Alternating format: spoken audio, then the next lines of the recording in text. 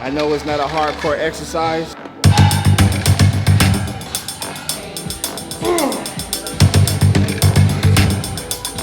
but it works. I would just say hardcore for Gasp because a lot of I will make open bodybuilders cry doing glutes machine in my classes. You know what's hardcore? Winning. Yeah. there we go. You guys know how I get down. There you go.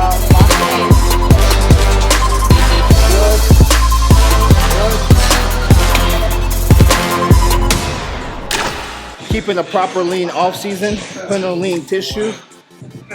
Muscle group's just gonna look so much better once you get leaner. And pounding glutes and hamstrings. My hamstrings and glutes are the leanest ever, and I'm only 8.5 weeks out, so 8 more weeks. It's gonna be crazy. Call these motherfuckers out.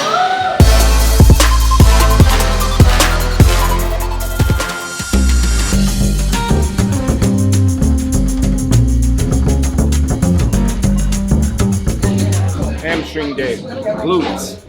A lot of people want to know the secret how I improve so much. Well, cat's out the bag, about to find out today.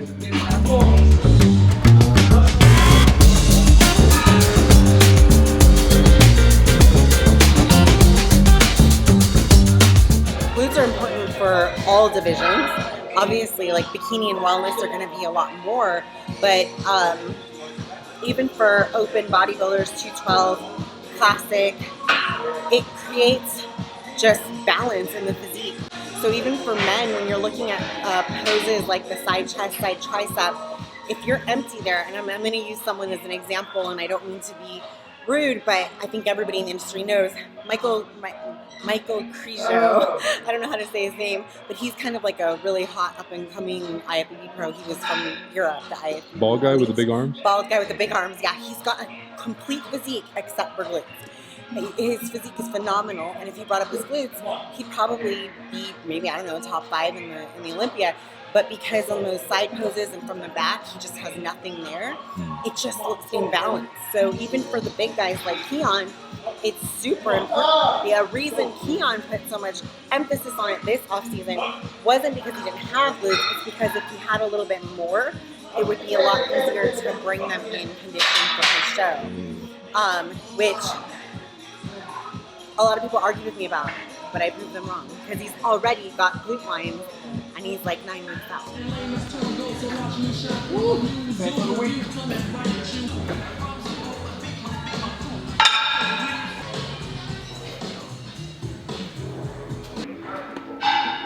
Good. Slow. Squeeze. Good.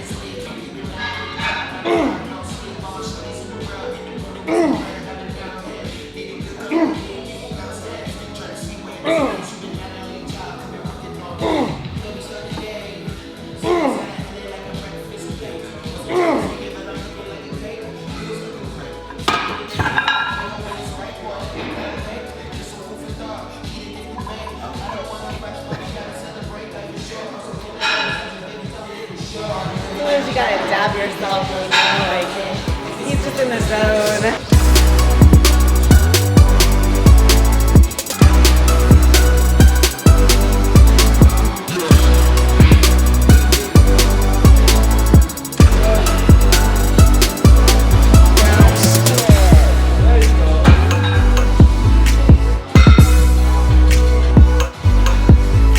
After we do glute drive, we'll go straight to the ham curl, lying down. Show you how's it done. What?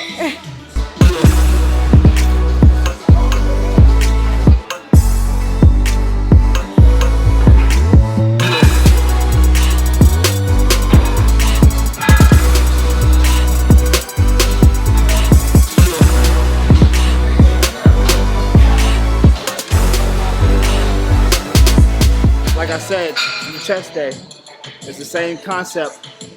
We usually do about 2 working sets. 2 working sets per exercise. Basically try to keep the set. Try to do as many reps as we can, but like I said, the way we train, about 10 to 15 is usually max. Let's work. Some guys keep their hips in. Do you keep your hips in and then curl? I try to like keep my core tight and really like dig my abs into the pad.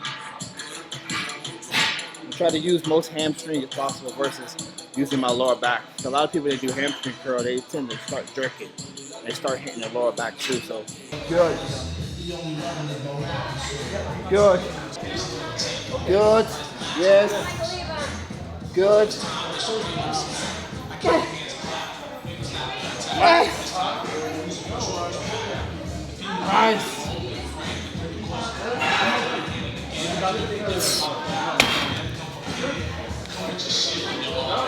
It's gonna be so crazy. They have no idea what's coming.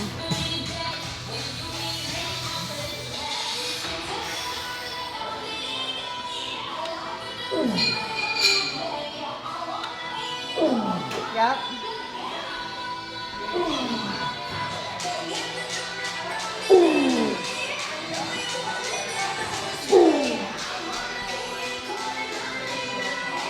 Come on.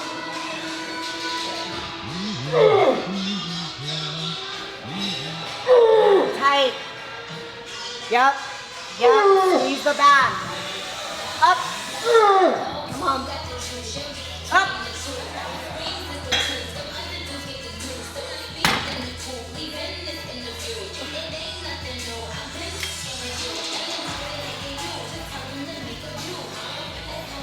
Lock it in. There you go. Lock it in.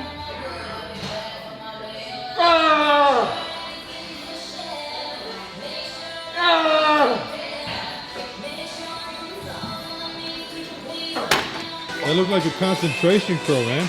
That's what it's supposed to look like. Exactly what it is. It's a preacher curl for your leg bicep. Your hamstrings are your legs bicep. So all that heaving and hoeing y'all are doing ain't it.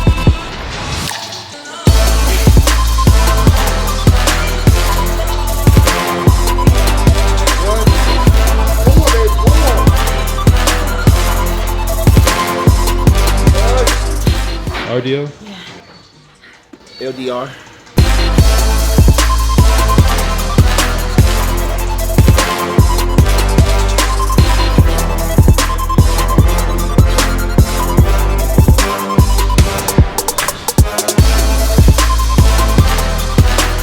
She can explain it better to you why we do it in that order, but First of all, I'm a big fan of sort of doing something more concentric first, like a squeeze, and then an eccentric, like a stretch. So I like to go back and forth between the two. But definitely for the hamstrings, a pronated curl is a perfect way to activate the hamstrings. You get a full stretch, full contraction, so that way you're primed and ready for something that's a deep stretch, like the RDL. if you want our hamstring ebook,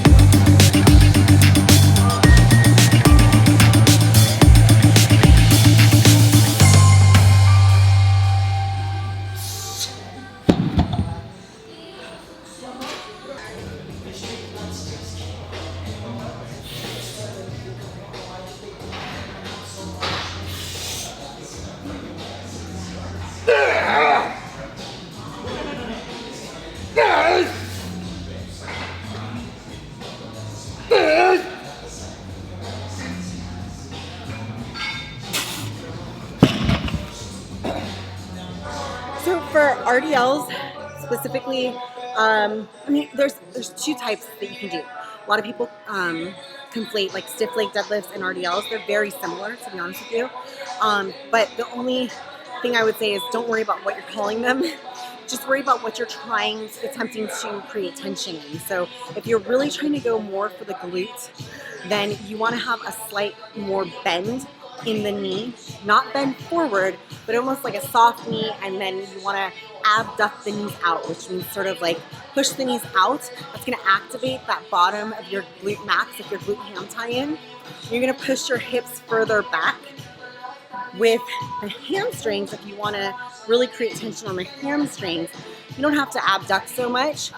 You can keep your knees a little straighter, and you wanna think about pushing the knees back as you keep your hips really high. Once again, for the glutes, you're gonna bend the knees more and stick the hips back as far as possible. With the hamstrings, you're gonna stay a little stiffer and really stretch the hamstrings from a higher hip angle. Got that, Nick? Yes.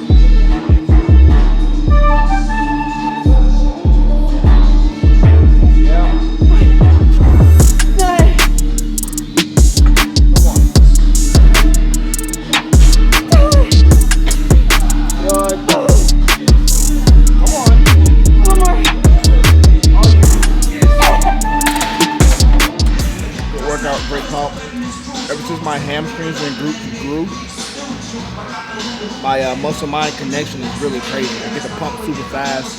I honestly get fatigued pretty fast because the pump hurts so much. But yeah, that's the secret. Try it out. Well, that was glutes and hams. It is probably my favorite and my least favorite day of the week because it's my weakest body part, I think.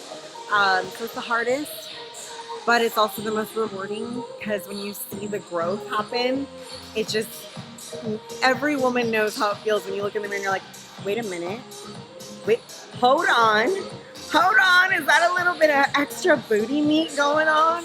So I definitely take it very seriously, but at the same time I am very glad that it's over. I'm very glad that it's over. That's a wrap on glutes and hams.